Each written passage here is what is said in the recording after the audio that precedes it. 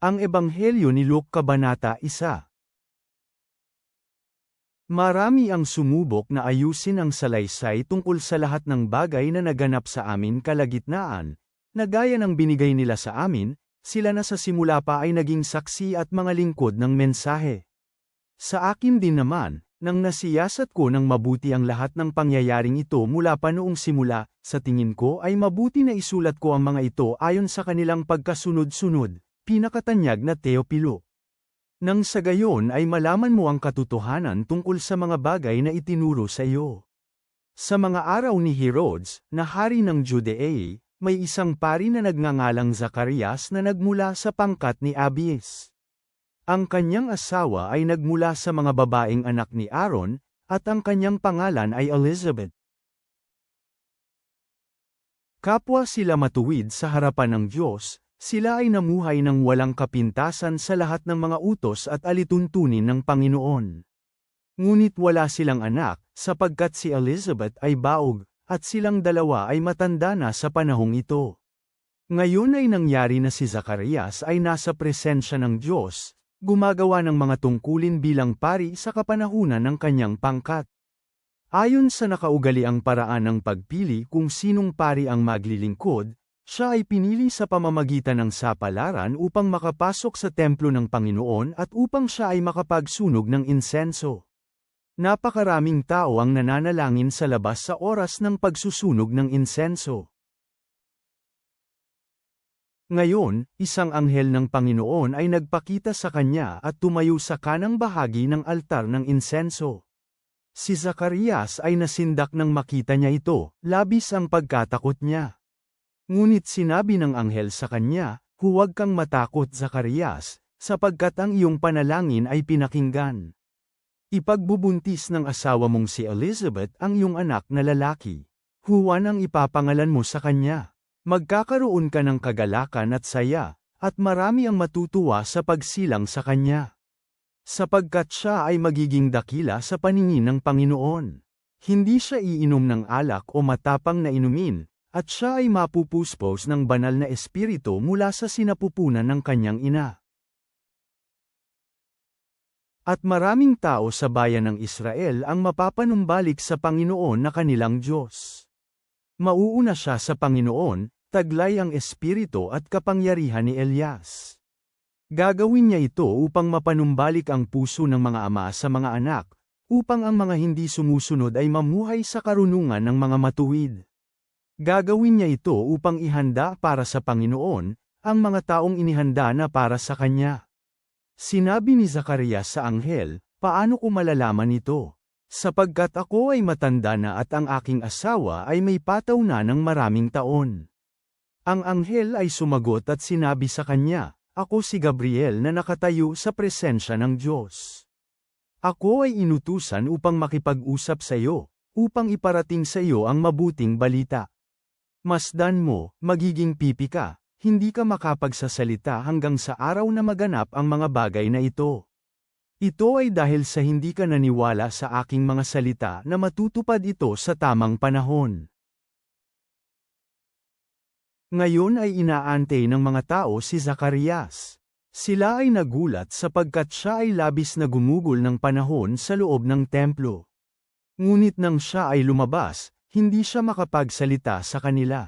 Naisip ng mga tao na nagkaroon siya ng pangitain habang siya ay nasa loob ng templo. Patuloy siyang gumagawa ng mga senadorya sa kanila at nanatiling hindi makapagsalita. Dumating ang panahon na natapos ang mga araw ng kanyang paglilingkod, umalis siya at bumalik sa kanyang bahay.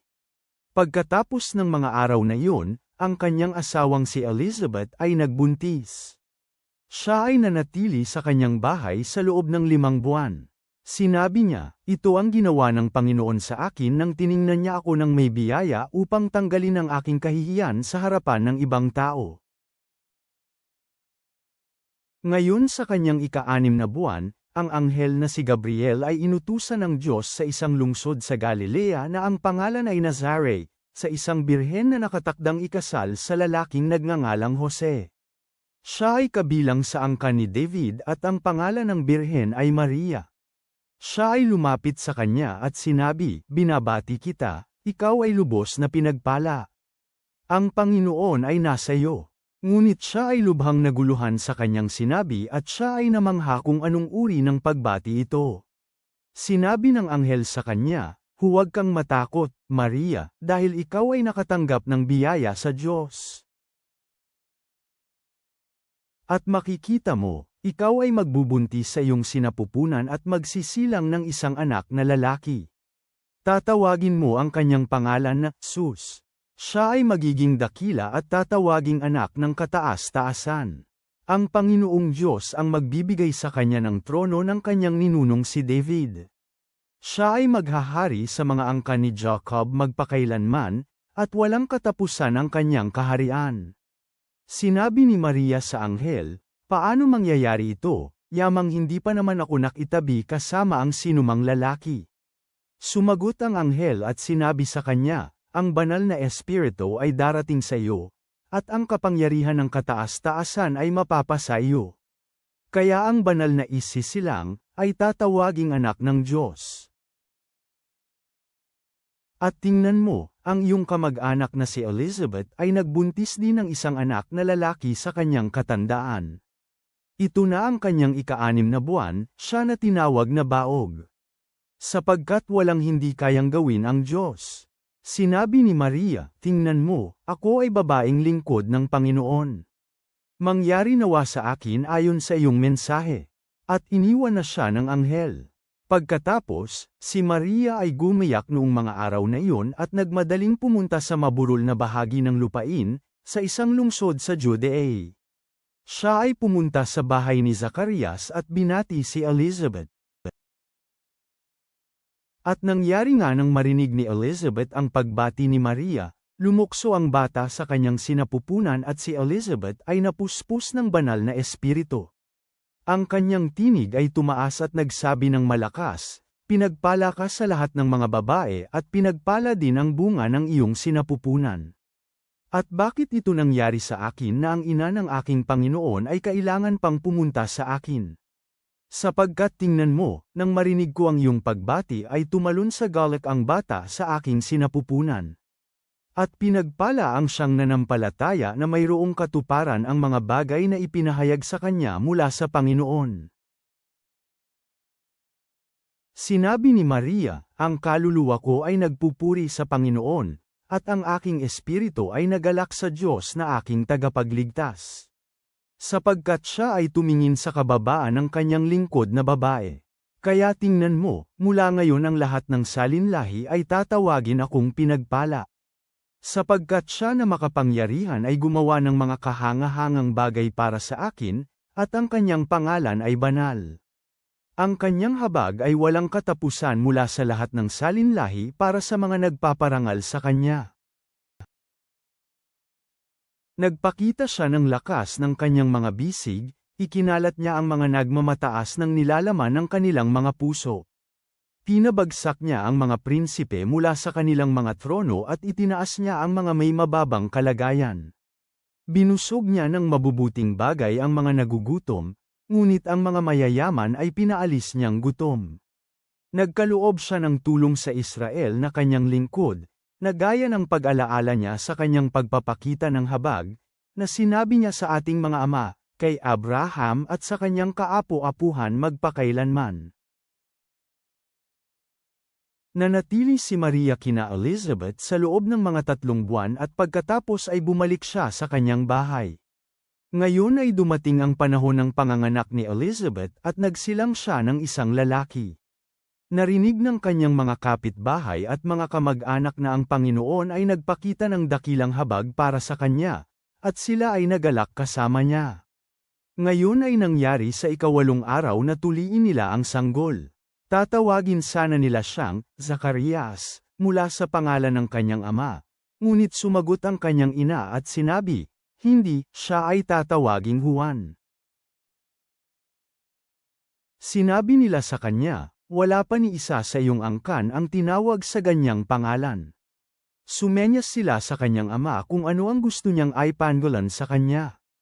Humingi ang kanyang ama ng isang sulatan at nagsulat siya, ang kanyang pangalan ay Juan. Silang lahat ay namangha dito. Agad nabuksan ang kanyang bibig at napalaya ang kanyang dila. Nagsalita at nagpuri sa Diyos. Natakot ang lahat ng nakatira malapit sa kanila. Lahat ng mga bagay na ito ay kumalat sa lahat ng bahagi ng maburol na lupain ng Judea.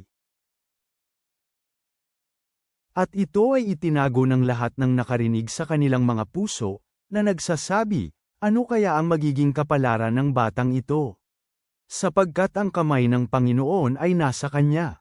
Ang kanyang amang si Zacarias ay napuspos ng banal na espiritu at nagpahayag na nagsasabi, purihin ang Panginoon, ang Diyos ng Israel, sapagkat tumulong siya at tinubos ang kanyang mga tao. Itinaas niya ang isang sungay ng kaligtasan para sa atin sa bahay ng kanyang lingkod na si David. Mula sa kaapu-apuhan ng kanyang lingkod na si David, tulad ng sinabi niya sa pamamagitan ng bibig ng kanyang mga banal na propeta noong sinaunang panahon. Magdadala siya ng kaligtasan mula sa ating mga kaaway at mula sa kamay ng lahat ng mga galit sa atin. Gagawin niya ito upang ipakita ang habag sa ating mga ama at upang alalahanin ang kanyang banal na kasunduan, ang pangako na kanyang sinalita kay Abraham na ating ama. Siya ay nangako na kanyang tutuparan sa atin, upang tayo, bilang mga pinalaya mula sa kamay ng lahat ng ating mga kaaway, ay makapaglingkod sa kanya ng walang takot, sa kabanalan at katwiran sa kanyang harapan sa lahat ng ating panahon. At ikaw, anak, ay tatawaging propeta ng kataas-taasan, sapagkat ikaw ay mauuna sa Panginoon upang ihanda ang kanyang mga daraanan, upang ihanda ang mga tao sa kanyang pagdating, upang magbigay kaalaman ng kaligtasan sa kanyang mga tao sa pamamagitan ng kapatawaran ng kanilang mga kasalanan.